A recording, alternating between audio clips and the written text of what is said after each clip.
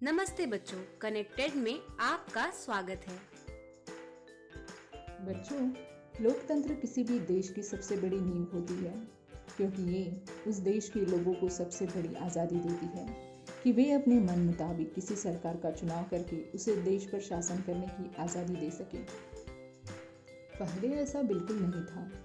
लोगों पर धौंस देकर शासन किया जाता था और विरोध करने पर बलपूर्वक शांत किया जाता था। आइए इस पाठ में हम देखते हैं कि कैसे लोगों की भागीदारी से एक देश कैसे स्वयं को बेहतर बना सकता है। तो इस पाठ की शुरुआत एक दक्षिण अफ्रीकी लड़के माया नायडू से शुरू होती है, जो अपने पुराने बक्सों की सफाई करने में अपनी माँ की मदद कर रही है। उसे एक रजिस्टर दिखता है जिसमें अखबार की कई सारी कतरनें थीं, जो एक 15 वर्षीय लड़के की थी जिसका नाम हेक्टर पीटरसन था, जिसे पुलिस ने गोली मार दी।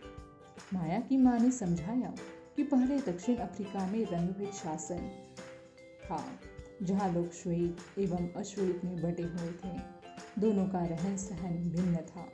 श्वेत को काफ़ी अधिक सुविधाएं थी, जबकि अश्वेत के साथ ऐसा नहीं था। यही नहीं, दोनों के अस्पताल, गाड़ियाँ, ट्रेन, बस स्टैंड ये सब अलग हुआ करते थे। उस समय अश्वेत लोगों को वोट देने की इजाज़त भी नहीं थी और सबसे अच्छी ज़मीन श्वेत लोगों के लिए आरक्षित थी। कुल मिलाकर अश्वेत एवं भारतीयों के साथ बड़ा भेदभाव चरम पर था। दक्षिणी पश्चिमी हिस्से में एक शहर या सोवेटो कहीं एक हेक्टर था, जो अश्वेत की बस्ती थी। वहाँ के श्वेत लोग अफ्रीकांस भाषा बोलते थे, इसलिए हेक्टर और साथ के विद्यार्थियों पर भी दबाव डाला जा रहा था इसे सीखने के लिए, जबकि वे जुलूम सीखना चाहते थे। इसलिए ये लोग अफ्रीकान सीखने के विरोध कर रहे थे, लेकिन वहाँ की पुलिस इन्हें बेरहमी से पीटा और गोलियां भी चलाई, जिसकी वजह से वह भी मारा गया।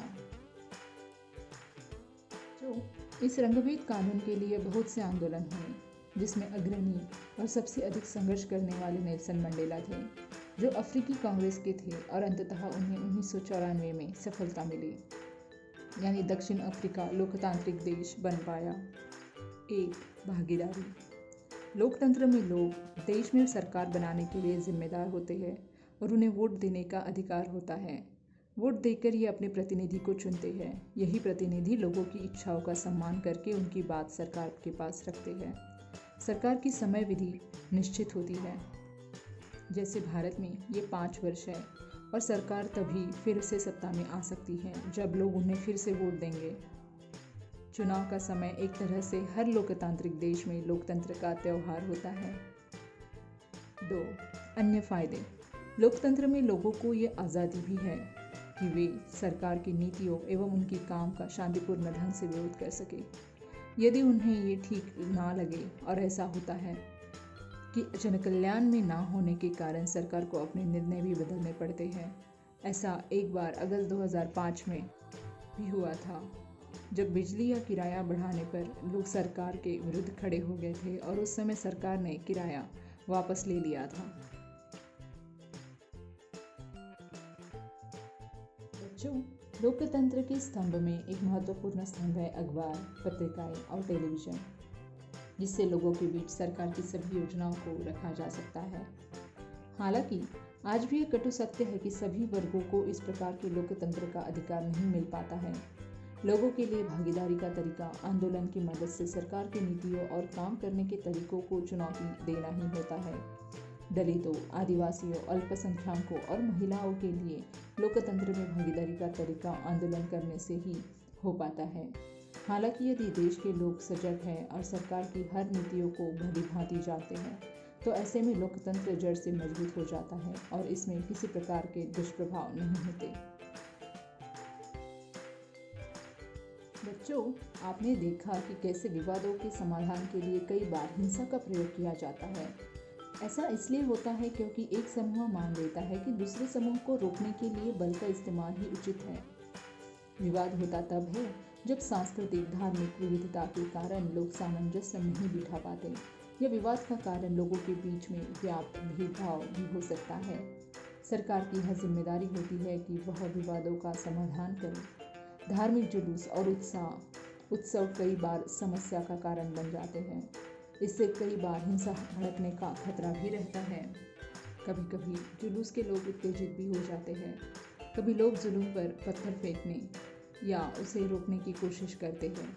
ऐसे मौके पर पुलिस बहुत महत्वपूर्ण भूमिका निभाती है और इसकी जिम्मेदारी भी है कि ऐसी स्थिति में ये सुनिश्चित करे कि आपस में टकराव की कोई स्थिति ना हो। इसके अलावा नदियाँ भी कई बार विवाद का कारण बनती है। राज्यों का बंटवारा नदियों के नहीं बांट सकता। इस वजह से पानी के इस्तेमाल को लेकर विवाद होते हैं, जैसे कर्नाटक और तमिलनाडु के बीच कावेरी नदी का विवाद।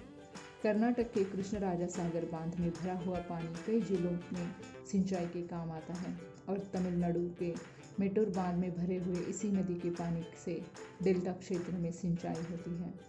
दोनों बांध एक ही नदी पर बने हुए हैं। इस वजह से आपस में कावेरी के पानी को लेकर तनाव रह रहा है। ऐसे में राष्ट्रीय सरकार को कदम उठाना पड़ता है ताकि दोनों राज्यों के लिए पानी का सही बंटवारा हो पाए। बच्चों, लोकतंत्र की सबसे बड़ी सफलता समानता और न्याय के प्रति वचनबद्धता होना है, क्योंकि दोनों को कभी एक दूसरे से अलग नहीं किया जा सकता। छुआछूत की प्रथा पर अब रोक लगा दी गई है। डॉक्टर अंबेडकर और कई लोगों ने दलित के प्रति अपमान को अमानवीय बनाया है और इसका विरोध भी किया है और ये बताया कि सब लोगों के साथ बराबरी का व्यवहार हो। सरकार भी उन समूहों के लिए विशेष प्रयास करती है जो समाज में अब भी बराबर नहीं मानी जा रही, जैसे लड़कियों के प्रति समाज उदासीन था और उतना महत्व नहीं देना था, किंतु सरकार ने इस अमानवीय करार देते हुए लड़कियों के उत्थान के लिए भरपूर प्रयास किए हैं और आगे भी करती रहेगी, जैसे स्कूलों में उनकी फीस में कटौती, उन्हें सरकारी नौकरियों में आरक्षण इत्यादि।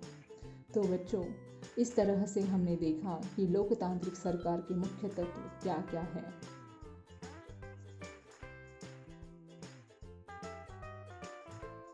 बच्चों, पाठ से संबंधित कुछ प्रश्न इस प्रकार हैं।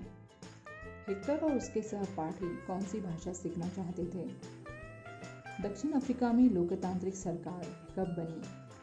अफ्रीकी राष्ट्रीय कांग्रेस के जाने माने नेता का क्या नाम था? भारत में चुनाव कितने वर्ष के अंतराल पर होता है? कावेरी नदी का विवाद किस राज्यों से जुड़ा हुआ है?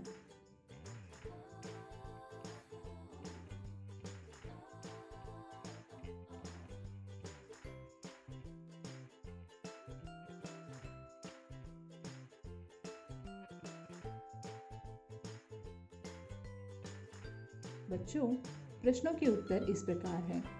हेक्टर और उसके सहपाठी जुलू भाषा सीखना चाहते थे।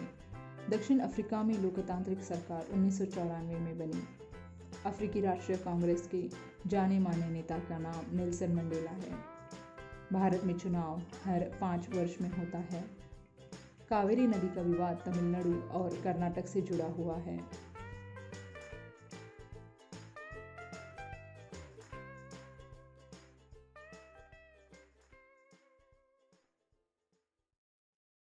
बच्चों, ये पाठ यही समाप्त हुआ। आशा करते हैं कि आपको यह पाठ सीखने में मज़ा आया होगा। धन्यवाद।